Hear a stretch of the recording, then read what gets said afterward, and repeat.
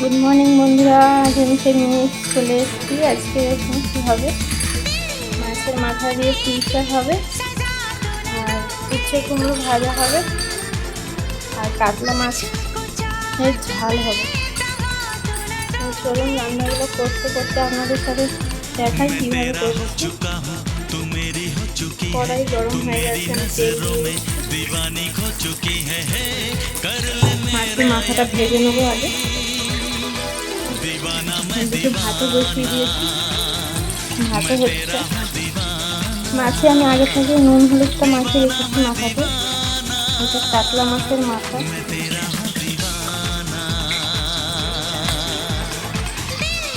পুঁই শাকের জন্য কেটে নিয়ে এসেছি আলু, কুমড়ো, বেগুন, পুঁই শাক আর উচ্ছে কুমড়ো ভাজা হবে আজকে।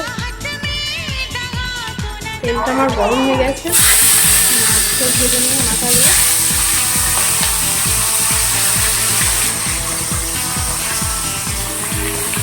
তো মাছটাও আমি নিয়ে চলে এসেছি। মাছটা ভালো করে ধুয়ে নিয়েছি, এবার নুন হলুদটা ভালো করে মাখিয়ে নিচ্ছি।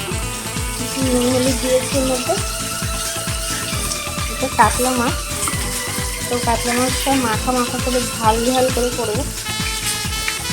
আলু ঝালু দেবো না, শুধু করবো। দই কাতলা করে করবো কেমনভাবে সেটাও দেখাবো। তো আপনারা সবাই কেমন আছেন নিশ্চয়ই কমেন্ট করে আমাকে বলবেন যে কেমন আছেন। আশা করি সবাই ভালো আছেন,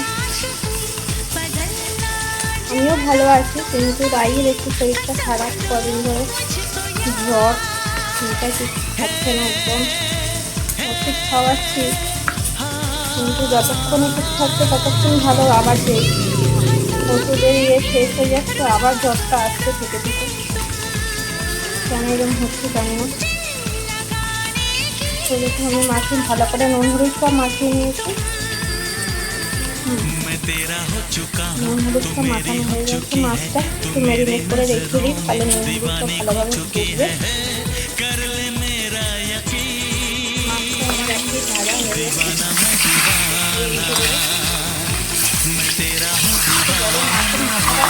মাছের মাথা একটু বড়,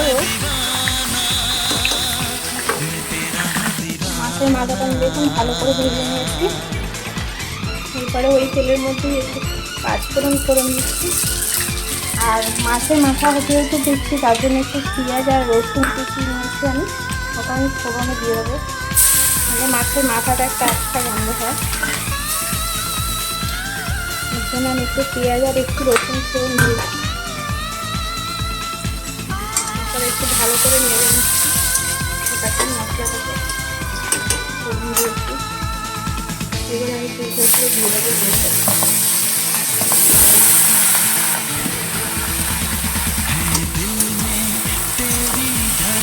সাথে ভালো করে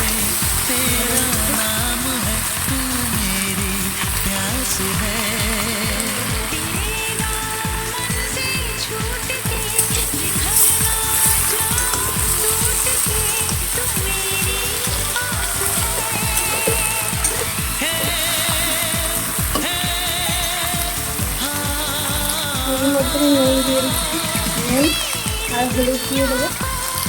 তাহলে নুন হলুদে ভালো করে মজে যাবে।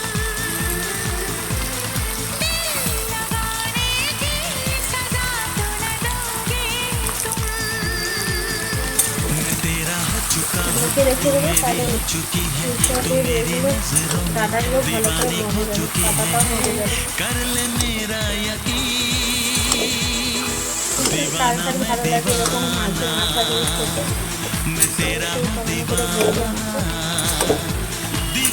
খুবই ভালো লাগে।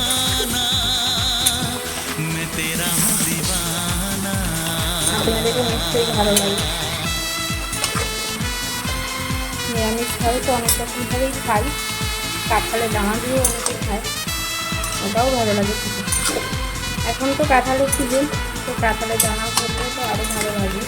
আর মাছের মাথা দেবো বলে কাঁঠালের দানা দেবো না। তো এটা হোক, আমি ঢেকে দিচ্ছি।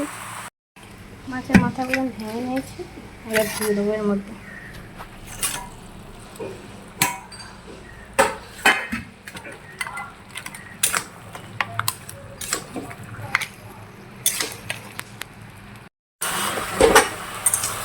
ঢাকনাটা খুলে ফের আমি একটু নাড়িয়ে নিচ্ছি। আর একটু রঙের জন্য আমি কাশ্মীর লঙ্কার গুঁড়ো দিয়েছি, কটা কাঁচা লঙ্কা দিয়েছি ঝালের জন্য।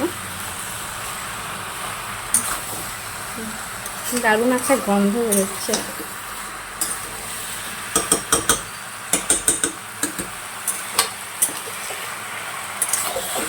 মাছের মাথা দিয়ে যদি পুঁই শাক হয়, এই দিয়ে ভাত খাওয়া হয়ে যায়। তো এটা এখন একটু হবে, আলুগুলো একটু শক্ত আছে, কাঁচা আছে, তো আমি ঢেকে রেখে দেবো। এইভাবেই ভাপে ভাপে হবে, কোনো জল অ্যাড করবো না এর সাথে। আমি ঢাকা দিয়ে রাখছি। ভাতটা আমার ফুটে গেছে, ভাতটা হয়ে গেছে। ভাতটা আমি এবার নামিয়ে নেবো। সে একটা হচ্ছে, আমি ফের কড়াই তেল দিয়েছি, আমি ভেজে নেব।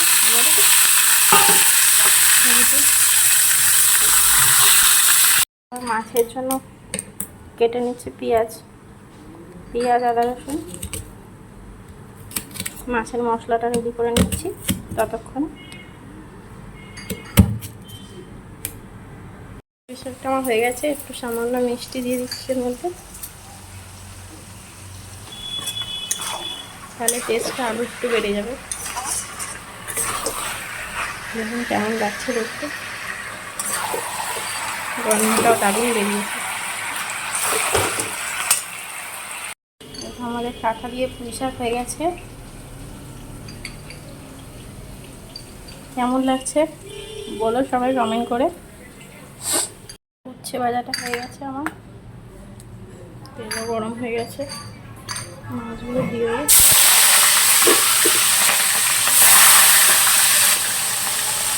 সব ভেজে নিয়েছি, ওই তেলেই গরম মশলা ফোড়ন দিয়ে দিচ্ছি। ঠিক আছে, লঙ্কাটা আদা বাটা দিয়ে দিয়েছি, মশলাটা কষে নিয়েছি, লঙ্কা হলুদ দিয়েছি। আর এখানে আছে কাজু বাদাম আর পোস্ত বাটা, এটা আমি এবার দিয়ে দেবো।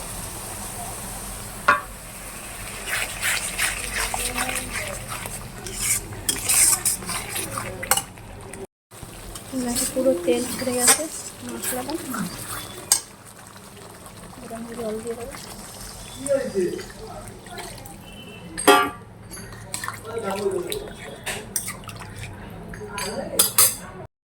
মাছগুলো দিয়ে দিয়েছি, হয়ে গেছে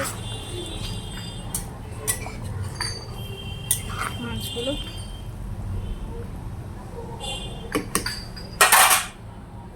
মাথাটা ছড়িয়ে দিচ্ছি।